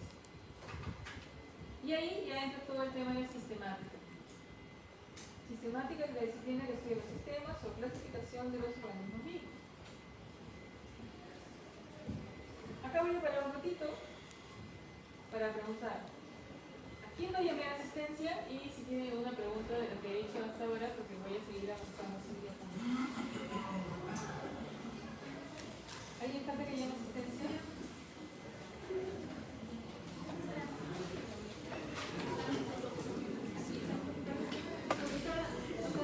A ver, apellido, aquí.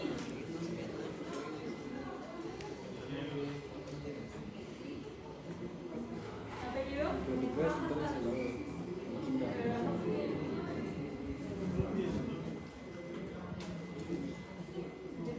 Ya.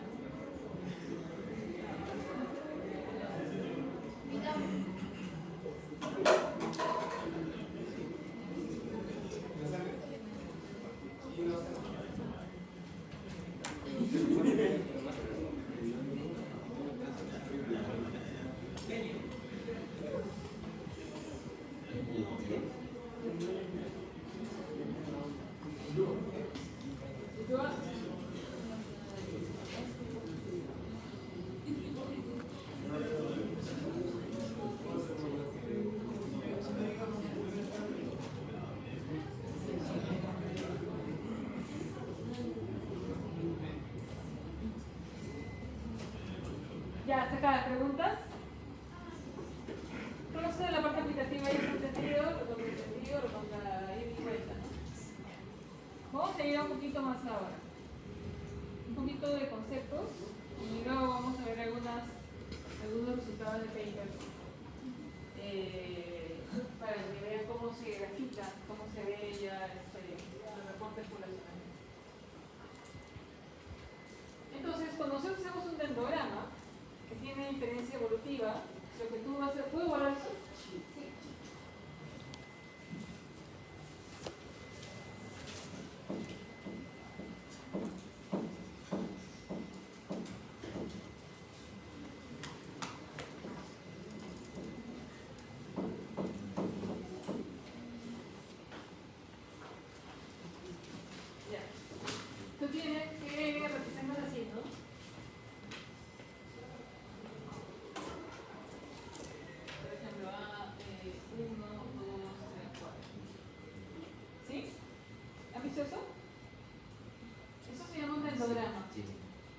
un clúster, ¿no? Endograma. A un clúster. Cuando tienes, por ejemplo, tienes 1, 2, 3, 4. No, perdón, ya digo. El carácter A, B, C, D de el dicho 1, 2, 3, 4.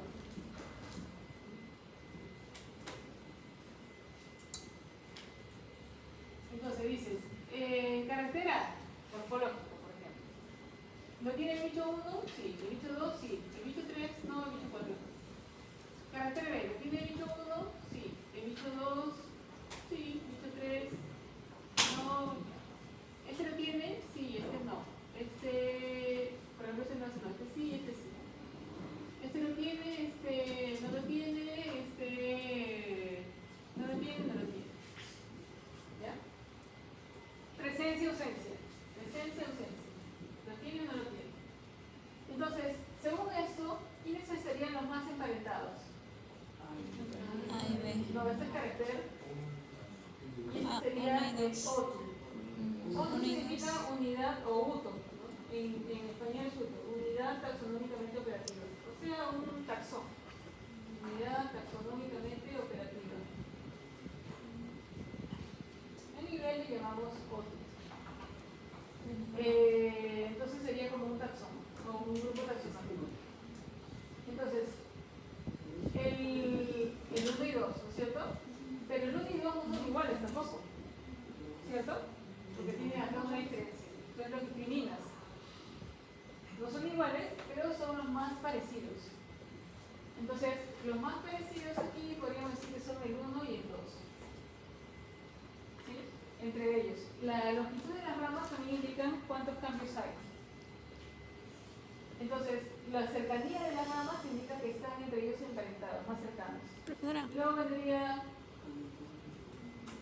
profesora. ¿Y el 3 y el 4 no? el 3 y 4 entre ellos. Ajá. ¿Cierto? Sería así. Y de ahí entre ellos, como si tienen algunos que comparten, o que no comparten, faltaría cada una de ellos, que comparten todos, diríamos que todos están emparentados ahí. ¿No es cierto? Sí, así como se van estableciendo los dendrogramas. Tiene, no tiene, tiene, no tiene. Esto sería un UPGMA, que es un análisis de movimiento, que es un estadístico convencional, que lo puedes tener haciendo tu estadística, tu estadística.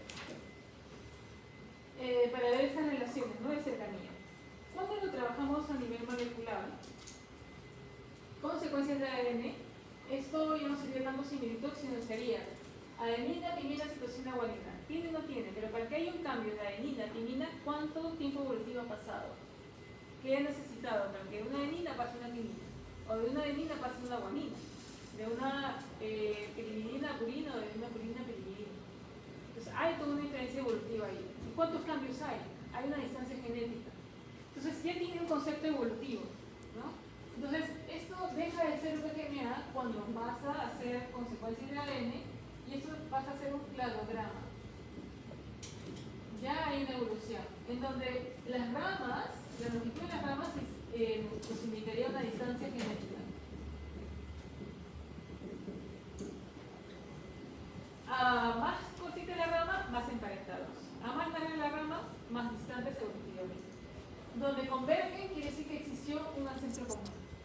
Estos nodos son ancestros comunes. Quiere decir que todos ellos compartieron un ancestro común. Pero ya estamos hablando a nivel de ATCG. Y ya estamos hablando a nivel de un cladograma. Ya hay parte evolutiva. Cuando hablamos de nivel morfológico, igual, también estamos tratando de hacer un dendrograma. La historia es esta.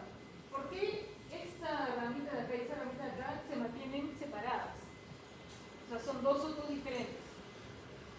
Primero, ¿y por qué se mantienen vinculadas con un nodo donde convergen todos? O sea, hacia atrás, ¿no? Históricamente hacia atrás.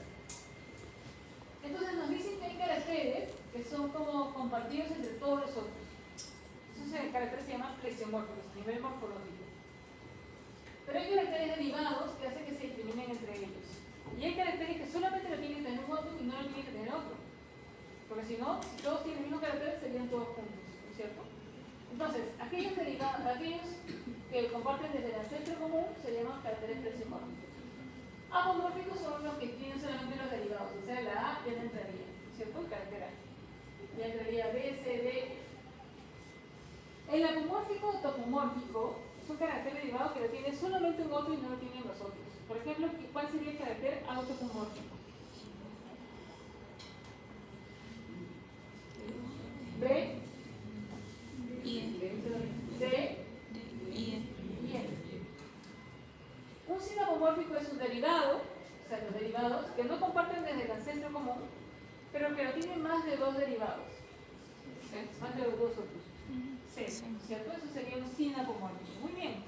Y así como se van armando esos ideogramas a nivel morfológico y al presente que a nivel molecular. Aquí ya tenemos una diferencia evolutiva. Otra cosa que tratamos de representar es que sean monofiléticos, es decir, que todos ellos de mis ramas vengan de un ancestro común. Eso es un árbol monofilético. Mi cladograma tiene que ser una representación monofilética. Siempre eso tiene que ser en la cabeza. A veces representamos polifiléticos, o sea que diferentes ancestros comunes, y eso no es una buena representación evolutiva de este cladograma. Árboles filogenéticos es esta reconstrucción gráfica del endograma, pero con una filogenia, o sea, con una historia evolutiva. Y representamos grupos monofiléticos, ¿no? Que incluyen el ancestro con todos sus descendientes. La topología ya les expliqué. El nodo significa el ancestro común.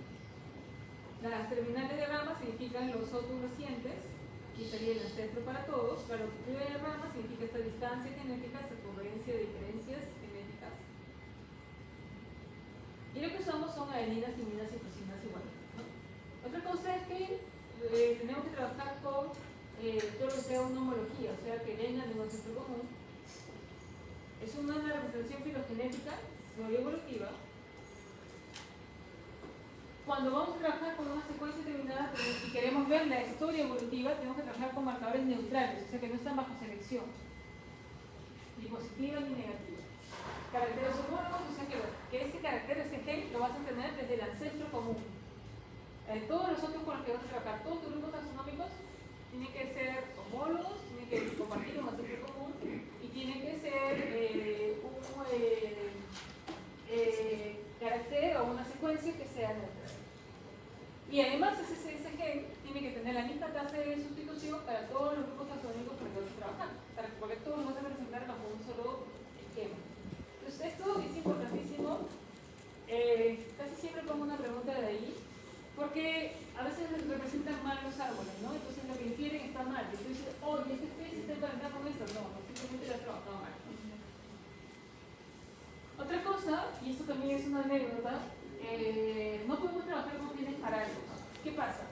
En el ADN mitocondrial y en muchos invertebrados marinos, por ejemplo, para unos crustáceos, Peneus, el género Peneus, o tenemos algunos lóligos, que son unos invertebrados tipo del grupo de los calamares. Fíjense que el genoma mitocondrial y hay una región que se ha duplicado y a veces es gran parte del genoma duplicado. Entonces, evolutivamente se ha duplicado y eso se llaman parálogos. Cuando tú haces esta representación, tienes que trabajar con genes ortólogos, o sea que no estén en copia en el mismo genoma. ¿Por qué? Porque cuando tú analizas y haces tu PCR, tú puedes estar trabajando con este acá o este acá, porque cada uno va a albergar mutaciones. Entonces, no sabes a qué mutaciones de cuál de los genes duplicados estás trabajando. Eso se llaman parálogos. Hay una especie que tenemos una disputa ahí entre Chile y Perú, entre varias cosas entre Chile y Perú, y pero es un tema de manejo pesquero, ¿no? Bueno, China, Chile, Perú. Pero ahí con Chile es la cosa, no sé por qué. La cosa que, bueno, es un tema de manejo, simplemente. Llega el investigador chileno y dice, vamos a trabajar con este gen mitocondrial porque ya hemos encontrado eso y no sé qué, y ya todas sus conjeturas. Levantar la mano. Simplemente lo que está, porque ellos decían, vamos a pescar todo porque con este gen mitocondrial hemos demostrado que todo es lo mismo. Hola. Es un gen parálogo, no vale todos sus resultados. Simplemente así, y nos sentimos abajo todos sus resultados.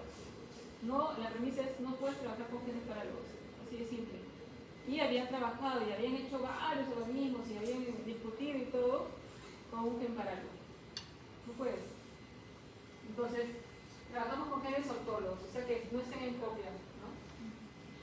Bueno, eso fue hace como 3 años atrás, por eso seguimos en el mismo grupo investigando, ¿no? Y estamos ahora, ese es el acuerdo que tenemos ahora con ellos, con Chile, con otros países, que es toda la secuenciación de todo el genoma, para evitar esto de parar, yo quiero eso, yo quiero lo otro. Las 4 fuerzas evolutivas que habíamos hecho, mutaciones, tasa de mutación, migración con flujo génico para ver esa variabilidad poblacional, selección para ver si le da una adaptabilidad al medio, al ambiente, ¿no? Y la deriva, que es cuando hay cuellos de botella, por ejemplo, que hay pérdida de muchos genes o alelos y hay la fijación de otros genes. Todo eso influye en la variabilidad genética. Y ¿eso no? Eso ya lo hemos visto. Otro tipo de aplicaciones, pero quiero llegar a la aplicación en sí.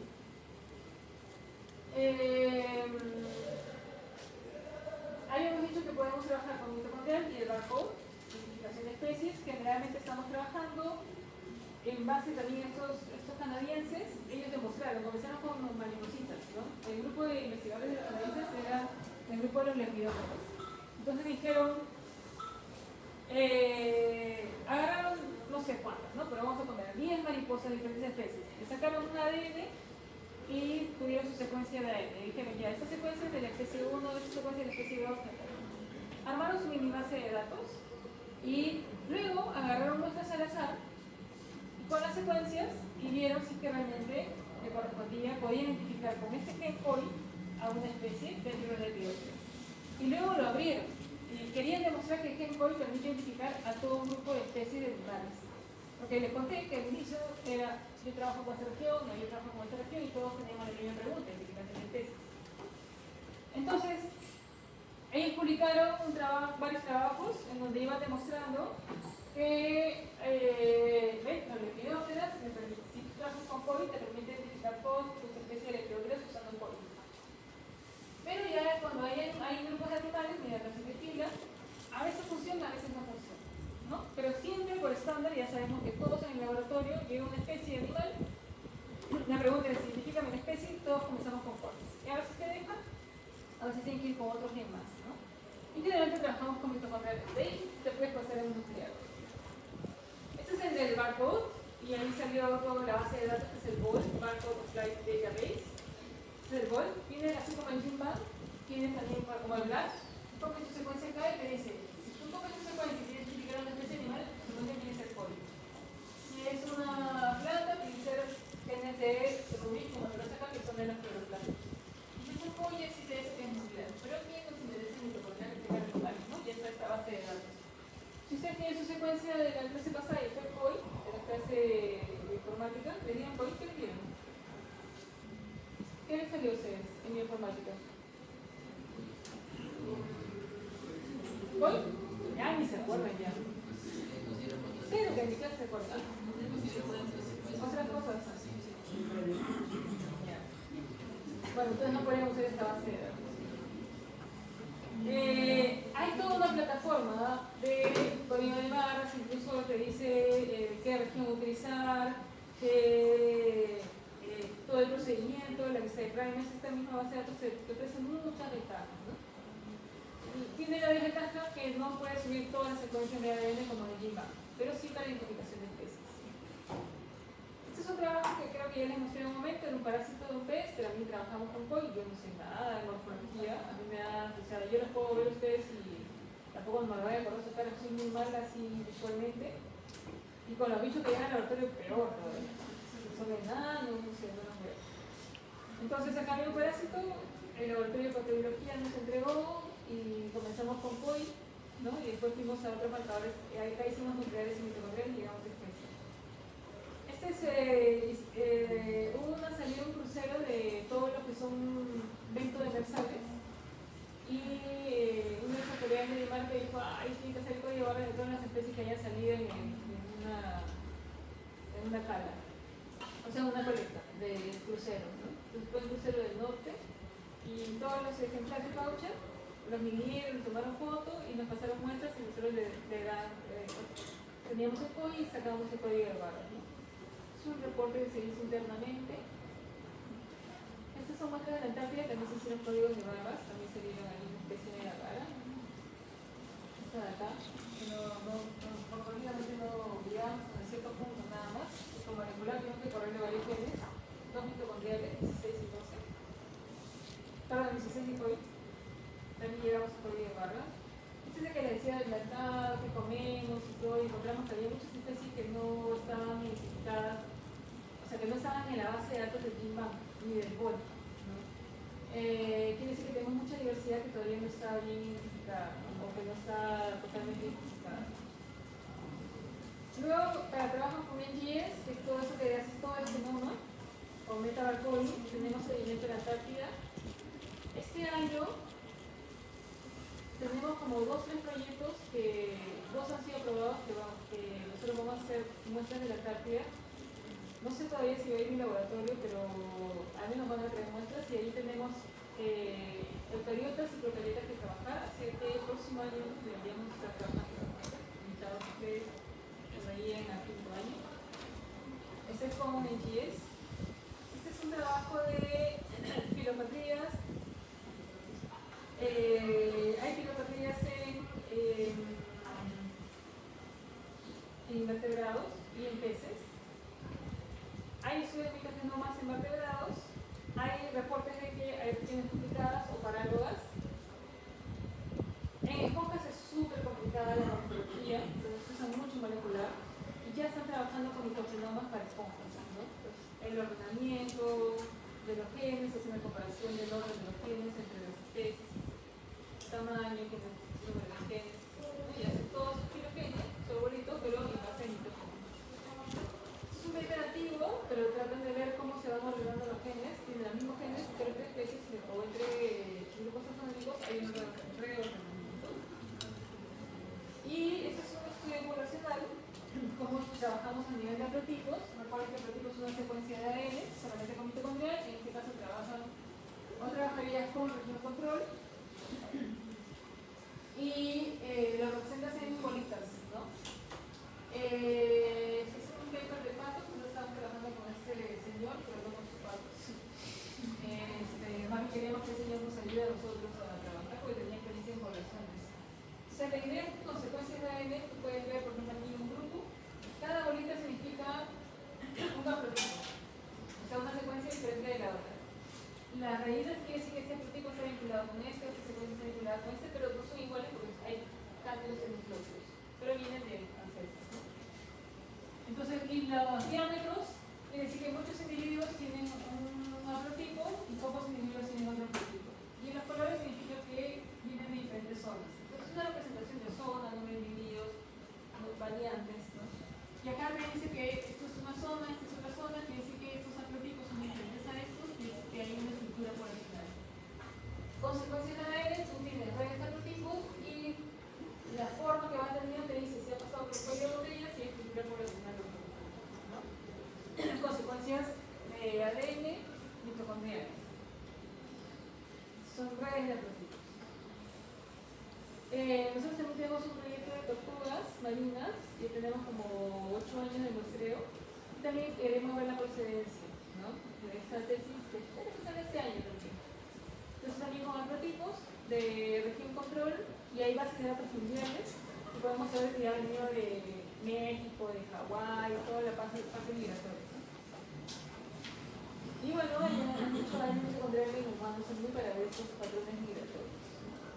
Es el paper que te decía y que usamos para los trabajos, donde demostramos que dentro de estos invertebrados, de este grupo de los lóligos, hay parálogos, ¿no?